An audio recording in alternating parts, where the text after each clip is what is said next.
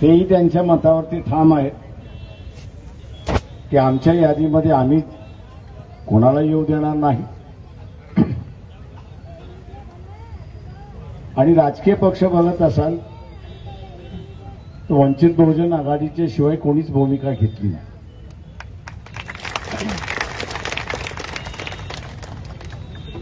काँग्रेस पक्ष बाळासाहेब थोरात असतील किंवा एनसीपीचे असणारे नेते शरद पवार आहेत, दोघांनीही कानावरती हात ठेवले जसं आम्ही ऐकलंच नाही असं करतात. दुसऱ्या बाजूला उद्धव ठाकरे आहेत, बीजेपीचे असणारे देवेंद्र फडणवीस आहेत,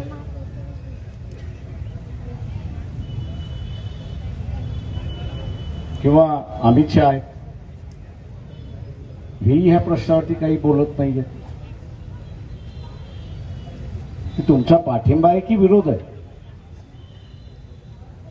विरोध असेल जरांगे पाटलाच्या भूमिकेला तर तुम्ही म्हणा विरोध आहे.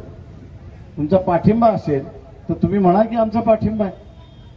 तुम्ही राजकीय पक्ष आहे, महाराष्ट्राची सत्ता तुम्ही गाजवलेली आहे, राज्य केलेलं आहे. अशा महत्वाच्या प्रश्नावरती गावागावामध्ये दोन तट पडलेले आहेत. एक पाटील समाजाचा असणारा तट आहे आणि दुसरा ओबीसीचा तट आहे, अशी असणारी परिस्थिती. आणि दोघंही म्हणतात आहेत, पाटील म्हणतात आहेत आम्ही ओबीसीला मतदान देणार नाही आणि ओबीसी म्हणतात आहेत आम्ही पाटील समाजाला त्या ठिकाणी मतदान देणार. हे राजकीय मतभेद आहेत, तोपर्यंत चांगलं आहे मी असं म्हणतो.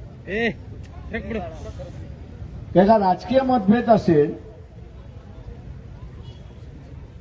तर मतदान झालं तर भांडण मिटून जातं.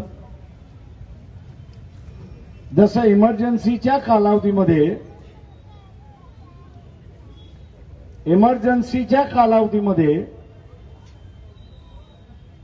एक गट म्हणत होता काँग्रेसनी इमर्जन्सी लावली तरी आम्ही त्याला मतदान देणार आणि दुसरा म्हणत होता पुन्हा इमर्जन्सी येऊ नये म्हणून आम्ही काँग्रेसला मतदान देणार नाही.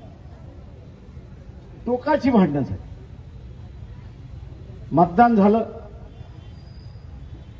काँग्रेस हारली, जनता पार्टी जिंकली, लोकशाही जिंकली म्हणून घोषणा झाल्या, फटाक्या झाल्या, सगळ्या झाल्या.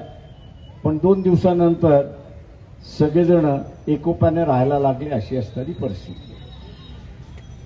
ते राजकीय भांडण सामाजिक भांडण झालं नाही.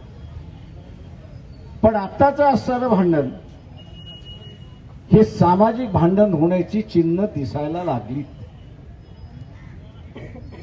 राजकीय मतभेद होते तोपर्यंत चालतं की मराठा म्हणतोय की मी ओबीसीला मतदान देणार नाही, ओबीसी म्हणतो मी मराठा समाजाला मतदान देणार नाही.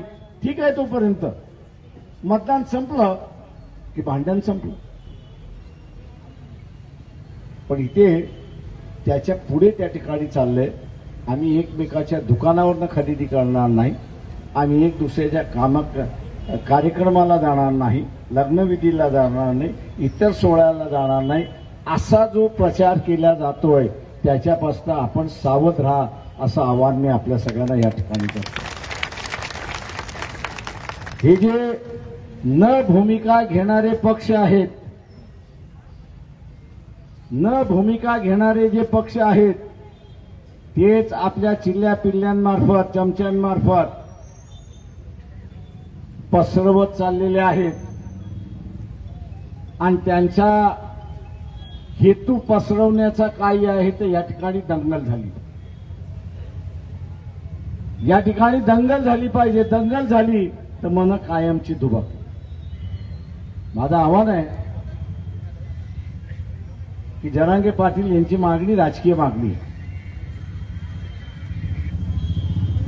ती राजकीय मागणी आहे, ती विधानसभेला सोडवायची आहे. विधानसभेने निर्णय घेतला की कोर्टाला ठरवायचं आहे की घटनेच्या 4 चौकटीच्या आतमध्ये बसते की न बसते हे त्या ठिकाणी बघायचं आहे. आणि त्याच्यानंतर मग तो ह्या समाज व्यवस्थेचा हिस्सा होईल की न होईल हा त्या ठिकाणी ठरणार. पण त्याच्या अगोदरच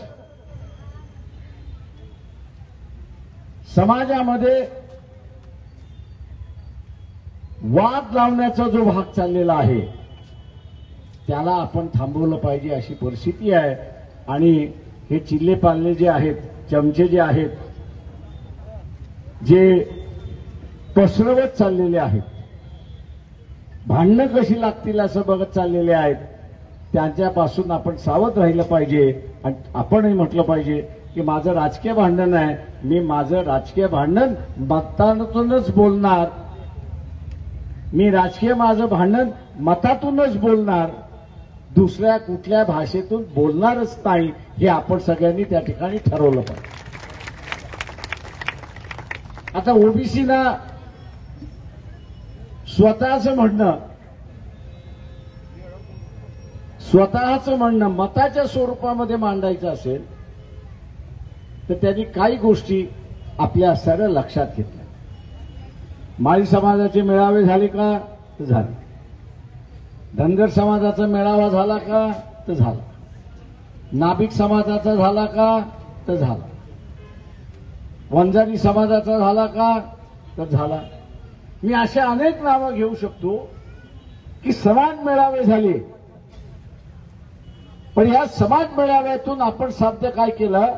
तर एकच साध्य केलं की समाजाचा चेहरा,